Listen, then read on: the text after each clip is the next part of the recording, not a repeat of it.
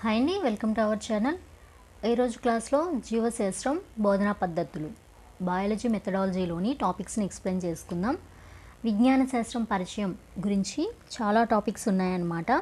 దీంట్లో మానవ సంక్షేమంలో విజ్ఞాన శాస్త్రం యొక్క పాత్ర ఏమిటి అనే టాపిక్ గురించి మనం ఎక్స్ప్లెయిన్ చేసుకోవటం జరిగిందనమాట. దాంట్లో ఆరోగ్య విషయంలో అసలు ఈ విజ్ఞాన శాస్త్రం ఎటువంటి పాత్రను పోషిస్తుందంటే, మంచి ఆరోగ్యవంతమైన జీవనాన్ని అందించడం జీవశాస్త్ర ప్రథమ కర్తవ్యం.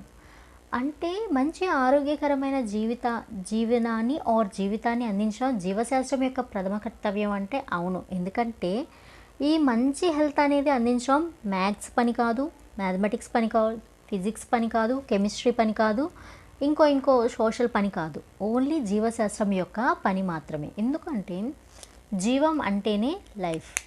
జీవం అంటేనే ఒక జీవి యొక్క బాడీలో ఉన్న ఒక ఆత్మ అంటారు కదా. మన సైకాలజీ పరంగా చూసుకుంటే అది ఎప్పుడు మంచిగా ఎలా ఉంటుంది, మంచి బాడీలో మంచి ఆత్మ ఉంటుంది అంటారు కదా. అది మంచి ఆరోగ్యవంతమైన జీవనాన్ని అందించడం ఏంటంటే మ్యాథమెటిక్స్ పని కాదు, ఇది ఓన్లీ జీవశాస్త్రం యొక్క ప్రథమ కర్తవ్యం. దాని యొక్క ఇంత టెక్నాలజీ డెవలప్ అయింది జీవశాస్త్రంలో అంటే అదంతా కూడా మానవ సంక్షేమాన్ని దృష్టిలో పెట్టుకొని డెవలప్ అయిందనమాట. ఎందుకు? ఒక మంచి హెల్దీ పర్సన్ని తయారు చేయాలి. సొసైటీలో మంచి ఆరోగ్యకరమైన వ్యక్తులు ఉంటే ఆటోమేటిక్గా సొసైటీ కూడా ఎలా అవుతుంది, ఆరోగ్యంగా అవుతుంది. ఇది ఎవరి యొక్క ప్రథమ కర్తవ్యం? జీవశాస్త్రం యొక్క ప్రథమ కర్తవ్యం. వ్యాధికారక జన్యువులు నిర్ధారణకు సంబంధించిన పరిశోధనలు అనేక విజయం సాధించారు. వ్యాధిని కలిగించే జన్యువులు ఏవైతే ఉన్నాయో, జీన్స్ అంటే ఆ వ్యాధికి సంబంధించిన అవి మోసుకెళ్ళటానికి కొన్ని వాటిని వాడతారు కదా, వాహకాలని. వాటిలో అసలు ఎందుకు ఈ వ్యాధి వస్తుంది, ఏంటి రీజన్ అని తెలుసుకోవటానికి జీన్స్ ఏవైతే ఉన్నాయో వాటికి నిర్ధారించడానికి సంబంధించిన పరిశోధనలు అనేవి అనేకం చేయటం అనేది జరిగింది. అవన్నీ కూడా ఏమైనాయి, సక్సెస్ఫుల్ అయినాయి. అయితే జనాభా పెరుగుదలను అరికట్టడానికి బాగా పెరిగిపోతుంది జనాభా విపరీతంగా. దాన్ని అరికట్టాలి. ఎలాగ అరికట్టాలి? పెరుగుదలను అరికట్టాలంటే ఎక్కువ ఆహారోత్పత్తులు, అలాగే ఆరోగ్యకరమైన వాతావరణం, ప్రకృతి వనరులు సరైన వినియోగం, పరిరక్షణ, వ్యాధులను అరికట్టడం మొదలైన అంశాల ద్వారా ఆరోగ్యవంతమైన జీవనం సాధ్యమవుతుంది. జనాభా పెరుగుదలని అరికట్టాలి. ఫస్ట్ జనాభా పెరిగిపోతే ఏమవుతుంది అంటే అక్కడ ఉన్న వాళ్ళందరికీ ఏంటంటే సరైన ఫుడ్ అనేది దొరకదు. అంటే జనాభా ఎక్కువగా ఉండటం వల్ల వాళ్ళకి వెళ్ళే ఫుడ్ యొక్క క్వాంటిటీ అనేది తగ్గిపోతుంది కదా. అందుకని ఫస్ట్ ఏం చేయాలి, అక్కడ జనాభాని అరికట్టాలి. తర్వాత ఉన్న జనాభాకు హెల్దీగా వాళ్ళ యొక్క లైఫ్ని లీడ్ చేయాలంటే ఎక్కువ ఆహారోత్పత్తులు, వాళ్ళు ఏవైతే రైతులు పండిస్తున్నారో వాళ్ళు పండించే దాని యొక్క క్వాంటిటీని పెంచాలి అని చెప్తారు, క్వాలిటీనైనా పెంచాలి. ఆరోగ్యకరమైన వాతావరణ, మన చుట్టూ ఉన్న పరిసరాలు కూడా ఎలా ఉండాలి, ఆరోగ్యకరంగా ఉండాలి. ప్రకృతి వనరులు సరైన వినియోగం. ఎప్పుడైనా ప్రకృతి వనరులను సరిగ్గా వినియోగించుకుంటే ఎటువంటి వైపరీత్యాలు సంభవించవు. కాబట్టి ప్రజలు సుఖమయమైన జీవితాన్ని కొనసాగించడానికి అక్కడ యూజ్ అవుతుంది. పరిరక్షణ, ప్రకృతి వనరులు వినియోగించుకోవటం మాత్రమే కాదు, వాటిని ఏం చేయాలి, పరిరక్షించాలి అని చెప్తున్నారు. వ్యాధులను అరికట్టడం మొదలైన అంశాల ద్వారా. సో ఆరోగ్యం అంటేనే వ్యాధులు రాకుండా చూసుకోవటం, అంటే ఇమ్యూనిటీ పవర్ని పెంచాలి. ఇక్కడ వ్యాధులను అరికట్టడం అంటే ఫస్ట్ ఒక పర్సన్ హెల్దీగా ఉంటే తన యొక్క ఇమ్యూనిటీ పవర్ గట్టిగా ఉంటే ఎటువంటి వ్యాధులు రావు, అవునా. ఇంకోటి ఏంటి, ఆ వ్యాధి రాకుండానే వాళ్ళకి యాంటీడోస్లు అనేవి ఇస్తూ ఉండాలి. యాంటీబయాటిక్స్ అని ఉంటాయి కదా, వాటన్నిటిని రాకుండా పర్టికులర్ వ్యాధి రాకుండా కూడా అరికట్టవచ్చు. మొదలైన అంశాల ద్వారా ఆరోగ్యవంతమైన జీవనం అనేది సాధ్యమవుతుంది. సో ఇదంతా ఎవరి బాధ్యత అంటే జీవశాస్త్రం యొక్క బాధ్యత అన్నమాట. జీవశాస్త్రం జరిపిన కృషిలో భాగమే ఏంటిది, సమైక్య, సమతుల ఆహార, ప్రోటీన్, విటమిన్స్, మినరల్స్ అన్నమాట. కృషిలో భాగం ఏంటి, సమైక్యం అంటే మనం అంటారు కదా బ్యాలెన్స్డ్ డైట్ అంటారు కదా, అది ఇక్కడ చెప్తున్నారు. సమతుల ఆహారం తీసుకోవాలి. దాంట్లో అన్నీ ఏముండాలి, ఒకటే ఫుడ్ ఉండకూడదు, ఓన్లీ కార్బోహైడ్రేట్స్ తినకూడదు. అంటే ఓన్లీ రైస్ కర్రీ తింటారు కదా, అలా తినకూడదు. ప్రోటీన్స్ తినాలి, విటమిన్స్ తినాలి, మినరల్స్ కూడా తినాలి అని ఇక్కడ చెప్తున్నారు. రేడియాలజీ, రేడియోథెరపీ, క్రిస్టలోగ్రఫీ మొదలైన రంగాల అభివృద్ధి ఎంతో మేలు చేకూరుస్తుంది. ఇవన్నీ కూడా దేనివల్ల డెవలప్ అయినాయి? జీవశాస్త్రం వల్ల. వీటన్నిటి వల్ల ఏంటంటే ఒక పర్సన్ యొక్క హెల్త్ని ఆ రిలేటెడ్ దానికి సంబంధించిన వ్యాధి నిర్ధారణకు, ఆ వ్యాధులు నయం చేయడానికి వీటన్నిటిని కూడా యూజ్ చేస్తున్నారనమాట. కృత్రిమ ఇన్సులిన్, కృత్రిమ రక్తం వంటి వాటిని తయారీ విజ్ఞాన శాస్త్రం వల్లే సాధ్యమైంది. ఎస్, ఈ రోజుల్లో ఏంటంటే ఇన్సులిన్ కూడా కృత్రిమంగా తయారు చేస్తున్నారు. ఎందుకంటే ప్రజల యొక్క ఆరోగ్యాన్ని దృష్టిలో ఉంచుకొని. అలాగే కృత్రిమ రక్తాన్ని అంటే బ్లడ్ని కూడా కృత్రిమంగా తయారు చేస్తున్నారంటే చేస్తున్నారు. ఇదంతా దేనివల్ల సాధ్యమైంది? విజ్ఞాన శాస్త్రం, మన సైన్స్ వల్ల మాత్రమే ఇదంతా కూడా సాధ్యమైందని చెప్తున్నారు. మనిషి సగటు జీవన కాలాన్ని పొడిగించటానికి అంటే వాళ్ళ యొక్క జీవితకాలం అంటే లైఫ్ స్పాన్ అంటారు కదా, దాన్ని పొడిగించడానికి, అనేక ప్రాణాంతక వ్యాధులను నయం చేయటానికి, పోషణ లేమిని అధిగమించడానికి జీవశాస్త్రం కృషి చేస్తుంది. మనిషి జీవితకాలం ఎప్పుడు పెరుగుతుంది? తను ఒక మంచి లైఫ్ని లీడ్ చేసినప్పుడు, అంటే మంచి ఆరోగ్యాన్ని కలిగి ఉన్నప్పుడు. మంచి ఆరోగ్యం ఎప్పుడు కలిగి ఉంటాడు? మంచి ఫుడ్ని తీసుకున్నప్పుడు మంచి ఆరోగ్యం అనేది కలిగి ఉంటాడు. అవునా? దానివల్ల ఏమవుతుంది? ఒక పర్సన్ జీవించే టైం ఏమవుతుంది? పెరుగుతుంది. అవునా? తను ఒక పర్టికులర్ ఏజ్లో ఇది అవ్వాలి అని ఉన్నా తను తీసుకునే మంచి ఫుడ్ వల్ల, తను లీడ్ చేసే మంచి లైఫ్ స్టైల్ వల్ల ఏమవుతుంది? తన లైఫ్ స్పాన్ ఏమవుతుంది? పెరుగుతుంది. అదే చెప్తున్నారు ఇక్కడ. మనిషి సగటు జీవన కాలాన్ని పొడిగించటానికి, ఓకేనండి, అనేక ప్రాణాంతక వ్యాధులు నయం చేయడానికి మంచి ఫుడ్ తీసుకుంటే ఆటోమేటిక్గా ఇవన్నీ కూడా ఆ పర్సన్ని ఎఫెక్ట్ చేయవు. పోషణలేమి అధిగమించడానికి, పోషణలేమి వల్ల కూడా చాలామంది చనిపోవటం అనేది జరుగుతుంది. ఆ పోషణలేమిని అధిగమించాలి అంటే జీవశాస్త్రం అనేది చాలా కృషి చేస్తుంది. అంటే తను తీసుకునే ఫుడ్లోనే ఒక పర్సన్ అన్ని రకాలు ఉండేలాగా చూస్తుంది. అంటే క్వాంటిటీ కన్నా క్వాలిటీకి ఇది ఇంపార్టెన్స్ ఇస్తుంది. దానికోసం ఇది ఇంకా కృషి చేస్తుంది అన్నమాట. వైద్య రంగంలో అభివృద్ధి వల్ల ప్రాణాన్ని రక్షించే ఔషధాలు, వైద్య రంగం బాగా డెవలప్ అయింది అంటే నథింగ్ బట్ మన విజ్ఞాన శాస్త్రం. మన విజ్ఞాన శాస్త్రం ఎంత డెవలప్ అయిందో అంతే వైద్య రంగం కూడా డెవలప్ అయింది. అంటే ఈ రెండు వేరువేరుగా చూడటానికి కూడా ఎక్కడా లేదనమాట. ఈ రెండు ఒకటే. ఈ వైద్య రంగంలో ఎంత డెవలప్ అయింది అంటే ప్రకృతిలో ఉన్న నిగూఢమైన అంశాలు ఉంటాయి కదా, వాటన్నిటినీ కూడా ఇది ఛేదించిందనమాట. సో ఈ వైద్య రంగం డెవలప్ అయినా, ఇంకో రంగం డెవలప్ అయినా ప్రకృతి బయటకు వెళ్ళైతే డెవలప్ అవ్వలేదు. ఇన్సైడ్ ద నేచర్ ప్రకృతి మనకు అందించిన మంచి వనరులను మనం యూటిలైజ్ చేసుకొని డెవలప్ చేయటం అనేది జరిగింది. సో దానిలో అభివృద్ధి వల్ల ఏమైంది? ప్రాణాంతకమైన ప్రాణాన్ని రక్షించే ఔషధాలు, ఇవన్నీ కూడా ఏంటండి? ప్రాణాలని రక్షించే ఔషధాలు. ఇవన్నీ కూడా మనం ప్రకృతిలో లభించిన వనరుల నుంచే తీసుకోవటం జరిగింది. అది దాంట్లో మెయిన్గా ఉంది పెన్సిలిన్, స్ట్రెప్టోమైసిన్ మొదలైన సూక్ష్మజీవి నాశకాలు. అంటే ఇవన్నీ కూడా ఏంటంటే యాంటీబయాటిక్స్ అన్నమాట. రక్త మార్పిడులు, పౌష్టికాహారం వల్ల వచ్చే వ్యాధులు, అంటే పౌష్టికాహార లోపం వల్ల వచ్చే వ్యాధులకు మందులు, శస్త్రచికిత్స అంటే సర్జరీస్ మొదలైన వాటి అభివృద్ధులు జీవశాస్త్ర పరిజ్ఞానం వల్ల సాధించినవే. ఇవన్నీ ఇంత డెవలప్ అయినవి అంటే ఎక్కడి నుంచి డెవలప్ అయినాయండి? జీవశాస్త్రం అభివృద్ధి అవటం వల్లే కదా.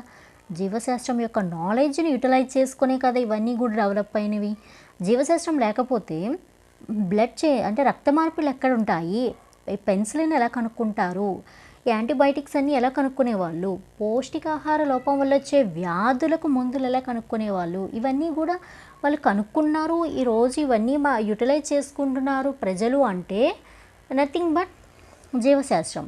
ఈ జీవశాస్త్రం డెవలప్ అయ్యి ప్రకృతిలో ఉన్న మంచి రిసోర్సెస్ ఏవైతే వనరులు ప్రకృతి మనకు అందించిందో వాటి నుంచి మనం మెడిసిన్ తయారు చేసుకోవటం సాధ్యమైందనమాట.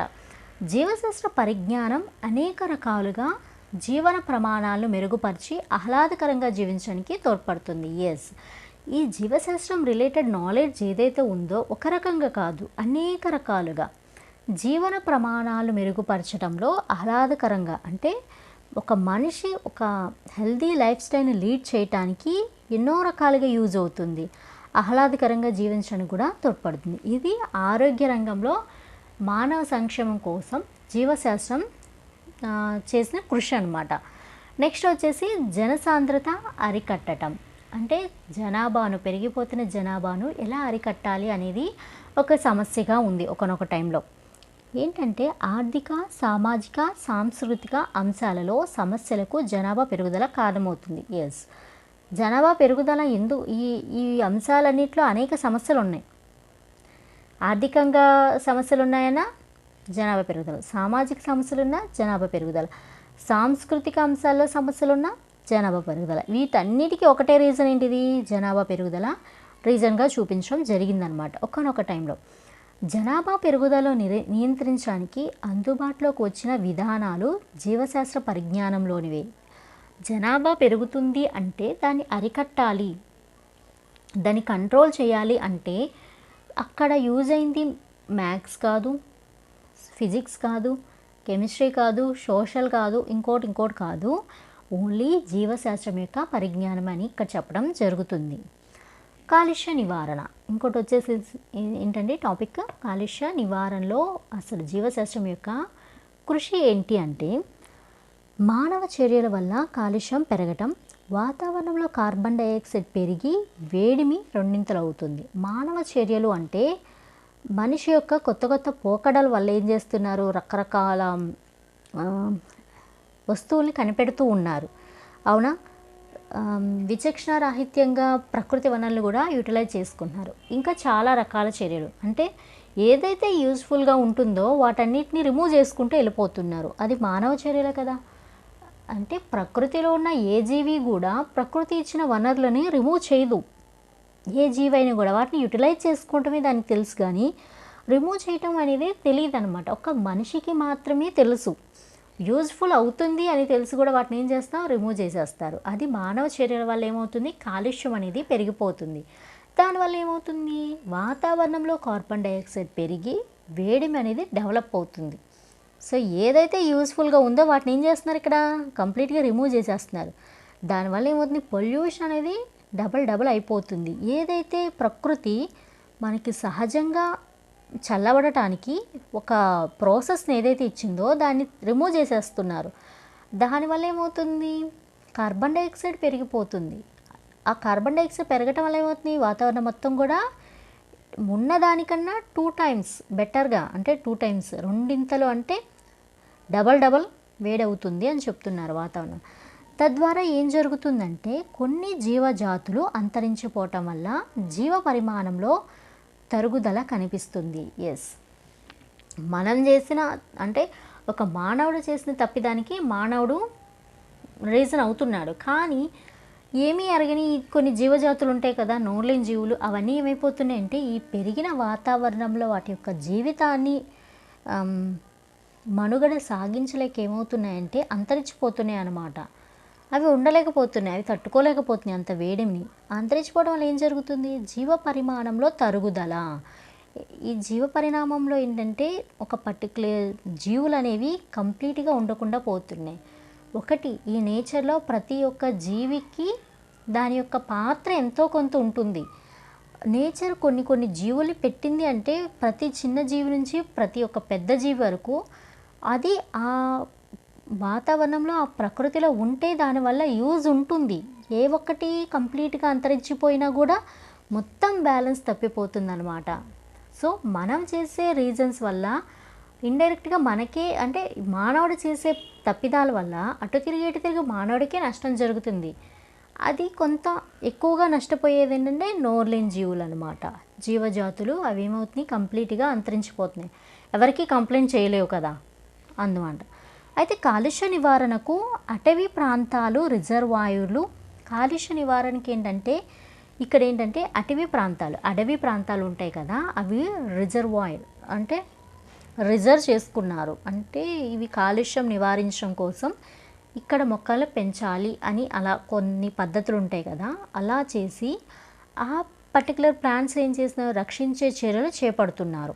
సామాజిక అడవుల పెంపకానికి చేపట్టడం మొదలైనవి జీవశాస్త్ర పరిజ్ఞానం వల్ల జీవరసాయన పద్ధతుల ద్వారా సూక్ష్మజీవులను ఉపయోగించి సహజ పద్ధతిలో కాలుష్య నివారణకు జీవశాస్త్రజ్ఞులు తోడ్పడుతున్నారు. కిరణధార్మిక జీవశాస్త్ర పరిజ్ఞానం వల్ల అణుధార్మిక శక్తి వల్ల కలిగే దుష్ప్రభావాలు రూపుమాపటం వల్ల సాధ్యమవుతుంది. ఇక్కడ ఏం చేస్తున్నారు, ప్రకృతి సహజంగా ఇచ్చిన చెట్లను నరికేస్తున్నారు. తర్వాత ఏమవుతుంది, వాతావరణంలో కాలుష్యం అనేది డబల్ అయిపోతుంది. ఇప్పుడు ఏం చేస్తున్నారు, అలా పెరిగిన కాలుష్యాన్ని కంట్రోల్ చేయాలి. కంట్రోల్ చేయాలంటే ఇదంతా మళ్ళీ ఎవరి మీద పడింది, జీవశాస్త్రం భుజాల మీద పడింది అన్నమాట ఈ భారం అంతా. అప్పుడు ఏం చేస్తున్నారు, అటవీ ప్రాంతాలు ఏం చేస్తున్నారు, రిజర్వ్ చేస్తున్నారు. రిజర్వ్ చేసి ఏం చేస్తున్నారు, ఇప్పుడు వాటిని కొట్టేయకుండా ఏం చేస్తున్నారు, ప్రొటెక్ట్ చేస్తున్నారు. రక్షించడానికి మళ్ళీ చర్యలు చేపట్టి ఏం చేస్తున్నారు, సామాజిక అడవుల పెంపకాన్ని చేపట్టారు. ఇలా చేయటం వల్ల ఏమవుతుందంటే, ఏదైతే మనుషులు మానవ చర్యల వల్ల కొన్ని చేస్తారు కదా, వాటి వల్ల అంటే చెట్లు నరికేయటం అదనమాట. దానివల్ల ఏంటంటే కాలుష్యం అనేది డబల్ అయిపోయింది కదా. ఇప్పుడు సామాజిక అడవులు చేపట్టడం వల్ల ఇదంతా ఏమవుతుంది, పెరిగిపోయిన కాలుష్యం అంటే డబల్ అయిపోయిన కార్బన్ డైఆక్సైడ్ వాతావరణంలో రెండింతలైన కార్బన్ డైఆక్సైడ్ ఏం చేసుకుంటుంది, ఈ అడవులు అనేవి తీసుకొని ఎంతో కొంత వాతావరణాన్ని ఏం చేస్తుంది, చల్లబరుస్తుంది. ఈ ఐడియా అంతా ఎవరిది, జీవశాస్త్రాన్ని. ఈ పరిజ్ఞానం అంతా ఎవరిది, జీవశాస్త్రాన్ని అనమాట. జీవశాస్త్ర పరిజ్ఞానం వల్ల, అలాగే జీవరసాయన పద్ధతుల ద్వారా సూక్ష్మజీవులను ఉపయోగించడం. ఇక్కడ ఏంటంటే జీవం అంటే లైఫ్ ఉన్నవి, రసాయనం అంటే కెమికల్ మెథడ్స్ అనమాట. ఈ రెండింటిని యూజ్ చేసి సూక్ష్మజీవులు అంటే సూక్ష్మజీవుల్లో ఉపయోగించి అని కూడా మనం చెప్పుకోవచ్చు. సహజ పద్ధతిలో కాలుష్య నివారణకు, సో పొల్యూషన్ని నేచర్ అంటే సహజంగా న్యాచురల్గా ఏం చేస్తున్నారు, తొలగిస్తున్నారు. అది ఎలా తొలగించాలి అనేది కూడా మన బయాలజీ రిలేటెడ్ సైంటిస్టులు అనేవాళ్ళు తోడ్పడి వాళ్ళు చేసిన కృషి ఫలితంగా ఈ సూక్ష్మజీవుల ద్వారా అంటే జీవరసాయన పద్ధతుల ద్వారా కాలుష్యాన్ని ఏం చేస్తున్నారు, రిమూవ్ చేస్తున్నారు. కిరణధార్మిక జీవశాస్త్ర పరిజ్ఞానం వల్ల ఏం జరుగుతుందంటే, అణుధార్మిక శక్తి వల్ల కలిగే దుష్ప్రభావాలు ఏవైతే ఉన్నాయో వాటిని దేనివల్ల రూపుమాపటం సాధ్యమవుతుంది, కిరణధార్మిక జీవశాస్త్ర పరిజ్ఞానం ఉపయోగించి అణుధార్మిక పవర్ శక్తి ఏదైతే ఉందో దానివల్ల వచ్చే దుష్ప్రభావాలు ఏం చేస్తున్నారు, ఇక్కడ రూపుమాపటం అనేది జరుగుతుంది అని చెప్తున్నారు. ఇవన్నీ ఎవరి వల్ల సాధ్యమవుతుందంటే బికాజ్ ఆఫ్ జీవశాస్త్రం అని చెప్తున్నారు. మానవ ఆలోచనలు అవగాహన.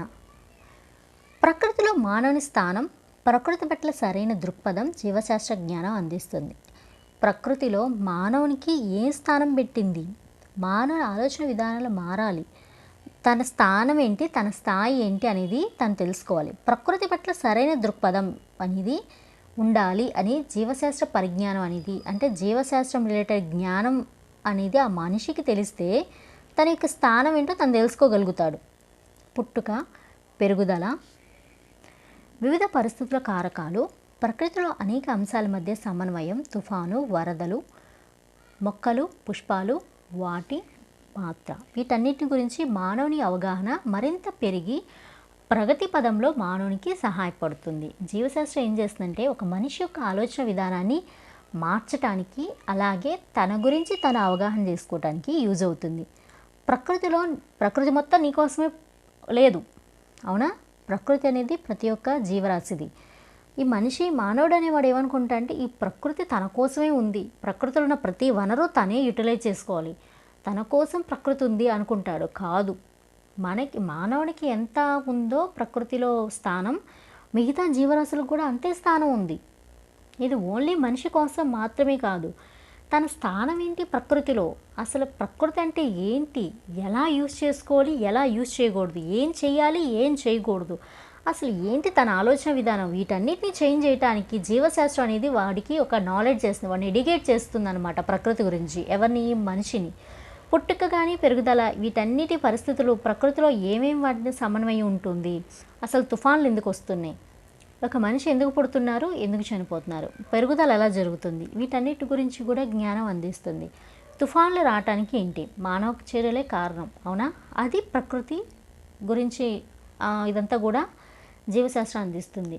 వరదలు అవి ఎందుకు వస్తున్నాయి, ఇది కూడా నువ్వు చేసిన పని వల్లే అని జీవశాస్త్రం అనేది వాడిని ఎడ్యుకేట్ చేస్తుంది, ఎవరిని, మానవుడిని. మొక్కలు కొట్టేస్తుంటారు. వాటి వల్ల ఉపయోగం ఏంటో చెప్తాడు. పుష్పాలు ఉపయోగం లేనివి ఇది అంటారు, కానీ వాటి వల్ల ఉపయోగం ఏంటో చెప్తాడు. వాటి యొక్క పాత్ర ఏంటి జీవశాస్త్రంలో, వాటి యొక్క పాత్ర ఏంటి ప్రకృతిలో అనేది మానవుడికి చాలామందికి తెలియదన్నమాట. ఏంటంటే చెప్పినా కూడా వాళ్ళు వినరు. అటువంటి వాళ్ళకి కూడా మనం కూర్చోబెట్టి ఎడ్యుకేట్ చేయాల్సిన అవసరం ఉంది. ఎలాగా? జీవశాస్త్ర జ్ఞానాన్ని వాళ్ళకి అందించడం ద్వారా. మానవునికి అవగాహన మరింత పెరిగితే అప్పుడు ఏంటంటే మానవుడే ఈ ప్రగతి పదంలో ఇంకా డెవలప్ అవటానికి మానవుడికి సహాయపడుతుంది. అటు తిరిగి ఇటు తిరిగి కూడా ఇది మళ్ళీ మానవ సంక్షేమం కోసమే ఆలోచిస్తుంది. ఎవరు? జీవశాస్త్ర పరిజ్ఞానం. సో రిమైనింగ్ అనేవి నెక్స్ట్ క్లాస్లో ఎక్స్ప్లెయిన్ చేసుకుందాం. Thank you.